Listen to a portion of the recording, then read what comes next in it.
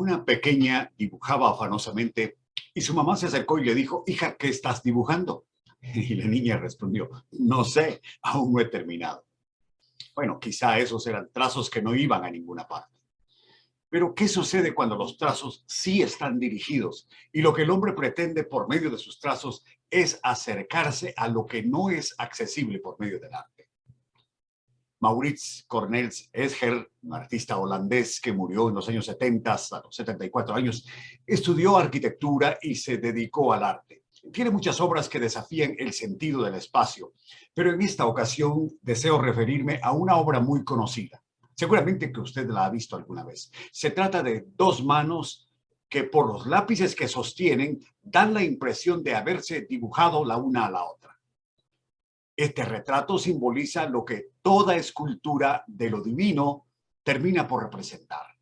Una mano que se dibuja a la otra. Un hombre ambidiestro que dibuja con igual elegancia con la mano izquierda que con la derecha, pero al final lo que dibuja es una parte de sí mismo. La antigüedad no solo estaba plagada de opciones religiosas, como decíamos hace algunos días. Los hombres, como en todas las épocas, creían que tener cerca una figura de su deidad favorita les traería los favores especiales de ella. Tenían una figura para el dios de la lluvia, para el de la cosecha, para el de la fertilidad, para el mensajero de otros dioses. En fin, era una legión de deidades, todas representables físicamente, tan cercanas y veneradas por el corazón humano, que Dios decidió advertir a Israel y a la iglesia sobre eso. Cuando los israelitas estaban por salir de Egipto, Dios les entregó los 10 mandamientos y uno de ellos habla de representar las cosas que están en los cielos y lo hace en términos muy claros. De eso nos habla el capítulo 20 de Éxodo. Abra conmigo su Biblia a Éxodo 20, versículos 1 al 17. No vamos a ver todo el pasaje, pero sí vamos a ver el segundo mandamiento. Mire usted, el segundo mandamiento dice: no te harás imagen ni ninguna semejanza de lo que está arriba en el cielo. Éxodo 24.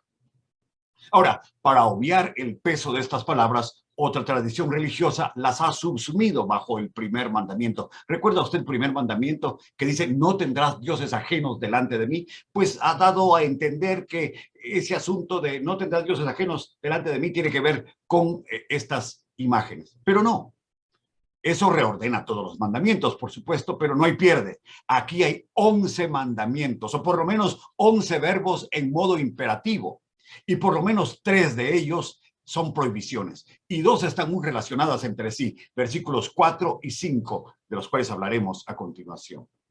Y ahí 10 mandamientos, y el que veremos hoy es el segundo. ¿Con qué idea podríamos traducir lo que ya está tan claro acá? Bueno, dice: no te harás imagen ni ninguna semejanza de lo que está arriba en el cielo. Pues yo sugiero que una manera de decirlo es: la realidad de Dios supera toda representación pictográfica. En otras palabras, no encontrarás a Dios, ni encontrarás la realidad de lo espiritual en figura, imagen, estampa o representación alguna. Cuando pensamos en eso y en la relación que eso tiene con el libro de Éxodo, mire usted, lo primero que encontramos es que cuando la crisis te visita, Dios te sostiene superando las representaciones pictográficas. Y es que los hebreos pasaron por crisis y Dios abatió la crisis derrotando a los ejércitos y dioses egipcios. Un ejemplo: si vives en otro país y te falta dinero, o te falta afecto, o un abrazo, pues ciertamente la imagen de tu papá o de tu mamá no podrán llenar esa necesidad. Ahora, claro, vivimos en una época en que, gracias a Dios, tenemos comunicaciones eficientes, pero no son suficientes. Y ese sencillo principio es el que Dios comunicó a su pueblo a través del segundo mandamiento. La figura no sustituye al abrazo. En el Éxodo, sin tener ninguna representación, figura o amuleto, Dios derrotó a los dioses egipcios. Dioses eran desde las plagas egipcias hasta el primogénito y aún el faraón mismo. Y todos fueron derrotados por el poder de Dios. Cuando tú pasas por alguna crisis e invocas a Dios porque crees en Él, Dios está contigo.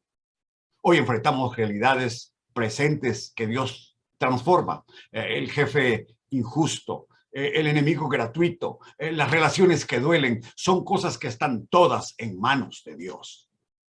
Hace algunos años una persona a quien conozco muy bien estaba siendo perseguida judicialmente, hostigada por 2 o 3 personas que no tenían muy buena razón para perseguirle.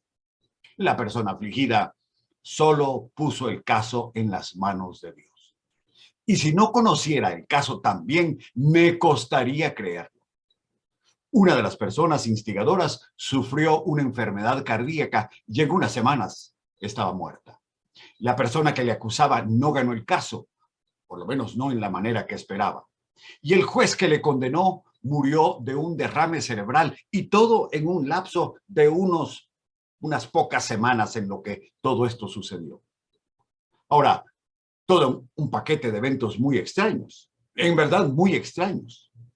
Y frente a esto la persona solo pudo concluir que una serie de cosas así de reales eran obra de un Dios igualmente real.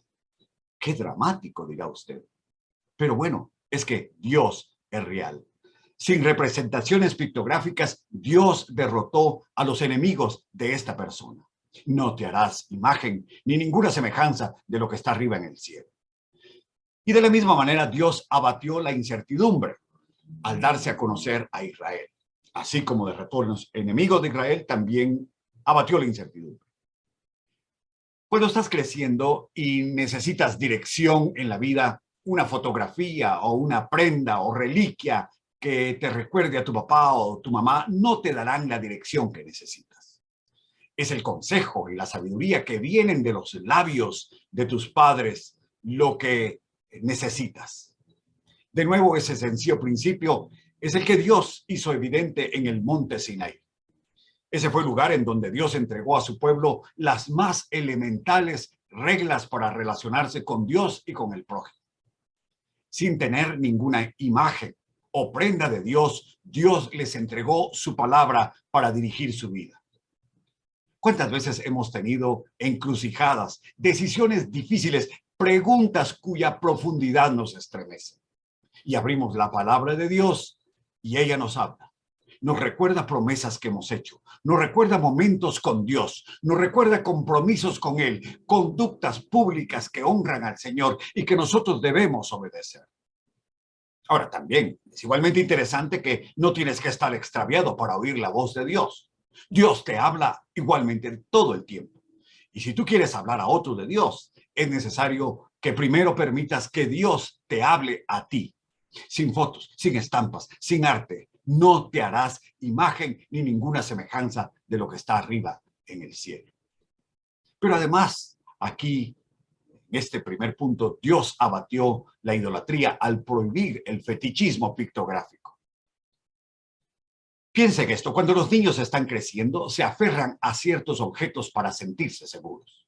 En la oscuridad, la luz de una lamparita. En la cama, una colcha preferida. Y en la cuna, un chupete o chupón es un tranquilizante para el bebé. Si hablamos claro sobre esos objetos, nos damos cuenta que eran un fetiche.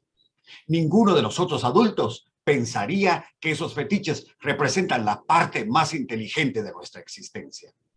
De hecho, pensándolo bien, diríamos, solo la infancia puede justificar la barbaridad y las tonterías que uno cree y hace cuando es bebé.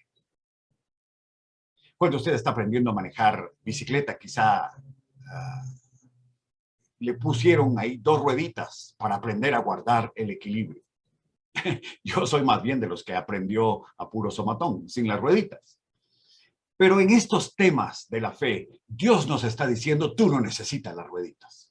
No necesitas fetiches, objetos, trazos, artes para relacionarte conmigo, dice Dios. Dios te dice, no necesitas rueditas ni representaciones pictográficas. No te harás imagen ni ninguna semejanza de lo que está arriba en el cielo. Así que lo primero que hemos visto es que cuando la crisis te visita, Dios te sostiene superando las representaciones pictográficas. Pero en segundo lugar, en la vida diaria, la presencia de Dios supera las representaciones pictográficas.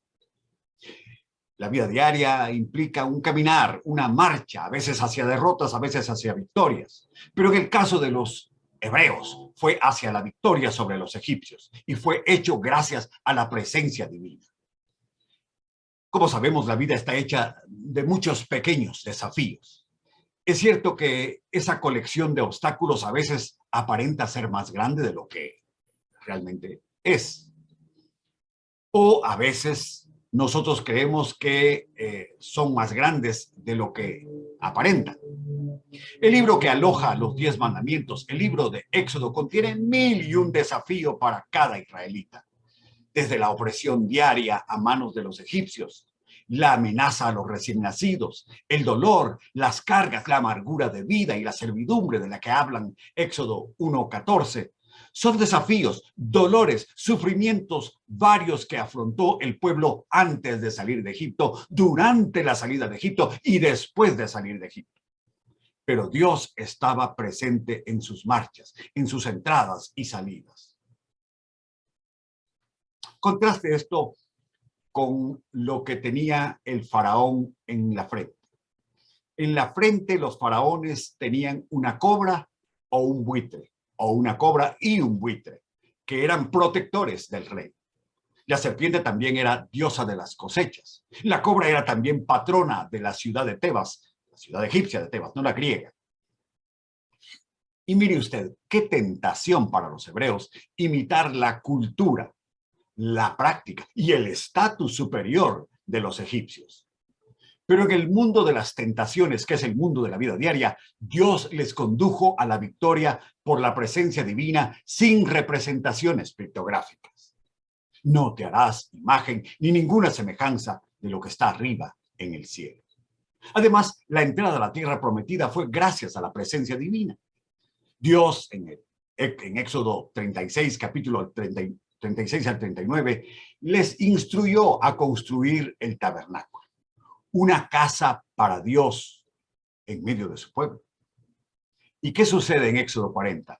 Que al terminar esa casa, ese tabernáculo, una tienda de campaña, Dios puso su gloria entre su pueblo.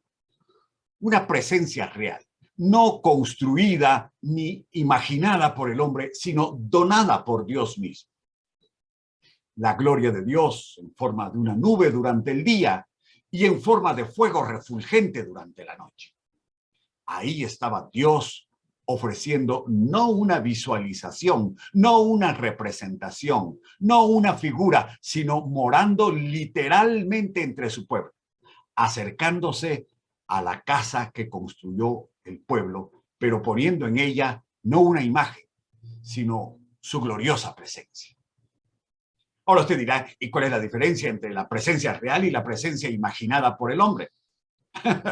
Pues eso es la diferencia entre la realidad aportada por Dios y la ficción creada por el hombre.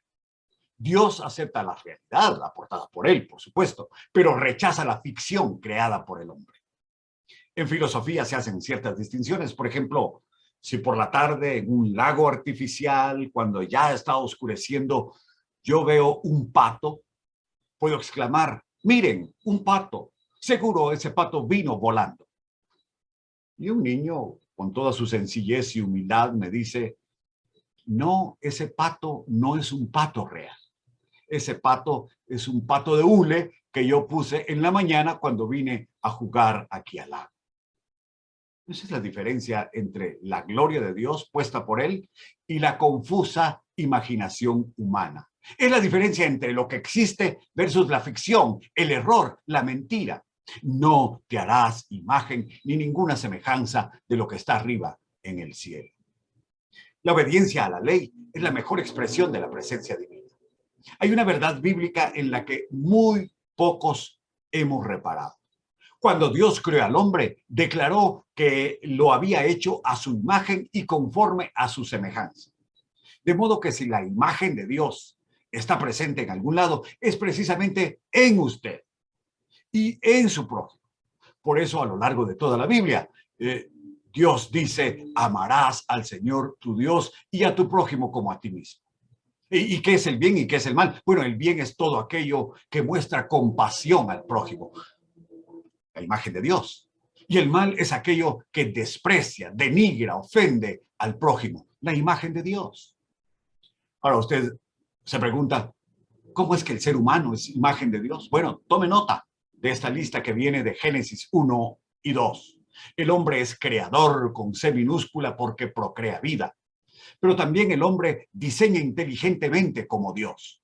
Además, el ser humano ama y la familia es precisamente el primer ámbito en donde se practica el amor de Dios y donde se cultiva el amor a Dios. Y el hombre finalmente ejerce su voluntad como Dios lo hace, eligiendo el bien sobre el mal. De modo que afecto, voluntad, intelecto, vida son aquellos rasgos con los que el hombre representa a Dios. Esa es la imagen de Dios. Por eso hacer el bien y evitar el mal, obedecer a Dios, es la mejor expresión de la presencia divina. En otras palabras, hacer el bien es muy superior a hacerte imagen de lo que está arriba en el cielo. Así que en segundo lugar, hemos visto que en la vida diaria la presencia de Dios supera las representaciones pictográficas. Sí, en la vida diaria habíamos dicho, frente a las crisis, Dios nos ayuda a superar las crisis sin representaciones pictográficas. Y aquí está su presencia, que es superior a las representaciones pictográficas. Pero viene en tercer lugar. La comunión con Dios se da en aquel que supera las representaciones pictográficas. El culto a la imagen borra la comunión con Dios y vamos a ver por qué. Dios lo prohibió, la ley lo registró, los profetas lo proclamaron. No a la idolatría. Cuando un hombre o una mujer de fe ignora esta instrucción y en lugar de ver a Dios y ver al prójimo se ilusiona con el producto de su propia imaginación, algo se quiebra a un nivel muy profundo en el ser humano. La fantasía triunfa. Mi prójimo, que es la verdadera imagen de Dios, pierde y yo empiezo a vivir una mentira. Mi realidad se disloca y esa realidad alterna, en lugar de enseñarme a vivir, me dice Dios es otra cosa. Y me dice que el bien y el mal, en lugar de anclarse en el amor a Dios y el trato al hombre, está anclado en la magia. Ahora, usted quizá me diga, mire, yo soy muy culto como para eso. Estoy muy informado de mi fe. Yo no caería jamás en semejantes precipicios. Déjeme decirle que le felicito. Pero aún está el segundo mandamiento. Están los 11 verbos en imperativo. Y está este del versículo 4 que dice, no te harás imagen ni ninguna semejanza de cosa que está arriba en el cielo. Si usted me asegura que no hay problema, porque usted es tan inteligente, espero que eso no incluya pensar que es más inteligente que el mandamiento que aparece en Éxodo 24, no te harás imagen ni ninguna semejanza de lo que está arriba en el cielo. Pero además, el culto a la imagen se convierte en indiferencia a Dios. ¿Cómo surge la indiferencia a Dios? Bueno, una de las cosas en las que Dios pacientemente se tomó el tiempo para explicar es, digamos, lo que dice el Salmo 115 o lo que dice el Salmo 135 y lo que repiten los profetas en muchas ocasiones. Es lo obvio sobre los ídolos de factura humana. En 115, Salmo 115, versículos 3 al 8, dice lo siguiente. Cruda retórica, pero lo dice. Nuestro Dios está en los cielos y todo lo que quiso ha hecho. Los ídolos de ellos son plata y oro, obra de manos de hombres. Tienen boca, mas no hablan. Tienen ojos, mas no ven. Tienen orejas, mas no oyen. Tienen narices, mas no huelen. Tienen manos, mas no palpan. Tienen pies, mas no andan. No hablan con su garganta. Y semejantes a ellos son los que los hacen y cualquiera que confía en ellos. Y esto lo repiten los profetas una y otra vez. Y la pregunta es, ¿por qué Dios se tomó el tiempo para aclarar algo que es tan obvio? Porque creer que puedes reducir a Dios a un objeto tangible sin darte tu cuenta te da cierta seguridad, incluso te da cierta ascendencia sobre él. Después de todo, él está confinado y tú no. Él está inerte, ciego, sordo y mudo y tú no. Y esa mezcla de ascendencia, confianza y respeto se convierten en indiferencia a Dios. La razón de esto está en el mandamiento de Éxodo 24, y que lo aclara Éxodo 25. Mire lo que dice Éxodo 25, más interesante no podría ser, porque después de que ha dicho, no te harás imagen ni semejanza de, dice, no te inclinarás a ellas, ni las honrarás, porque yo soy Jehová tu Dios, fuerte, celoso, que visita la maldad de los padres sobre los hijos hasta la tercera y cuarta generación de los que me aborrecen. Ahora, esto de los que me aborrecen es una figura de lenguaje, se llama un hebraísmo. Los que me aborrecen no significa odio o malos sentimientos, sino significa desprecio, tenerme de segundón, verme con indiferencia. Ahora, note usted, por favor, cómo empieza el versículo 5. No te inclinarás a ellas, ni las honrarás. ¿Por qué? Porque eso conduce a la indiferencia a Dios. La magia, el amuleto divino, el control de la deidad, te roban lo más puro, el más puro y verdadero amor a Dios. No te harás imagen ni ninguna semejanza de lo que está arriba en el cielo. La indiferencia a Dios se transmite de padres a hijos. Así dice eso intergeneracional mencionado ahí en el versículo 5. Si usted es cristiano, y no me importa la marca o denominación que usted ostente, si se pregunta por qué los viejos han olvidado a Dios, por qué los padres tienen tanta dificultad en dar un buen ejemplo a sus hijos, por qué la juventud se ha olvidado del Dios de sus padres, Isaías 1:11 tiene la respuesta. ¿Para qué me sirve, dice Jehová, la multitud de vuestros sacrificios? Y más adelante en el versículo 13 dice, no me traigáis más vana ofrenda, el incienso me es abominación. Y el versículo 15 dice, cuando extendáis vuestras manos, yo esconderé de vosotros mis ojos. Asimismo, cuando multipliquéis la oración, ya no oiré. Y lo que sigue es una serie de denuncias del pecado de Judá. En otras palabras, este pueblo era muy bueno para la religión, pero indiferente a Dios. ¿Y cómo se forja esa indiferencia? Bueno, te creas ídolos, sean mentales o metálicos, y terminas por poner a Dios a un lado en lugar del Dios verdadero. Ponerlos a ellos en lugar del Dios verdadero. Ahora viene lo más grave. ¿En qué consiste esa maldición hasta la tercera y cuarta generación? ¿Qué significa eso? Que la indiferencia a Dios se enseña generacionalmente. Que los ídolos de los padres se anclan en la conciencia de los hijos. Que el desamor a Dios va a llegar hasta tus nietos. Y por supuesto, oyendo esto, nos preguntamos, ¿y cómo se sale de eso? Bueno, los profetas, Juan el Bautista y Jesús nos dijeron cómo. Ellos dijeron, arrepentíos, volveos a Dios, conviértanse de sus malos caminos.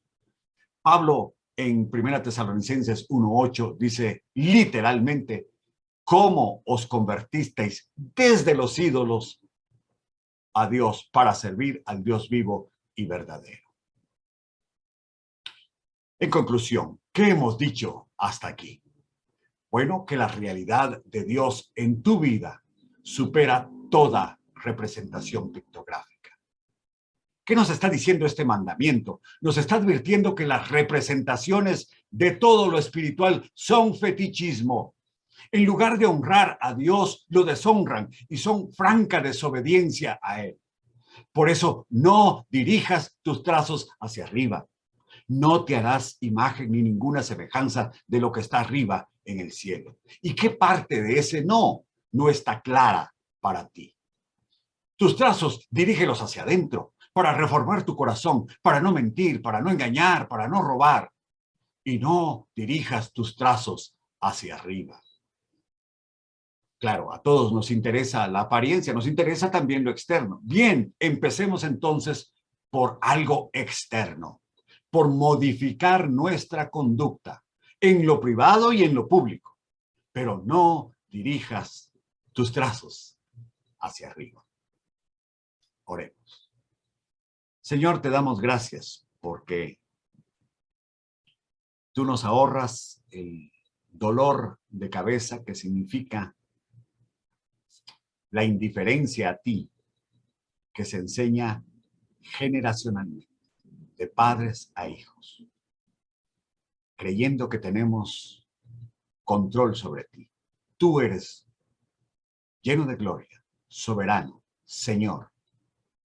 Y como Señor, nuestro Señor, te pedimos que pongas en nuestro corazón un profundo sentido de arrepentimiento, de conversión, cambio de mente para acercarnos a ti,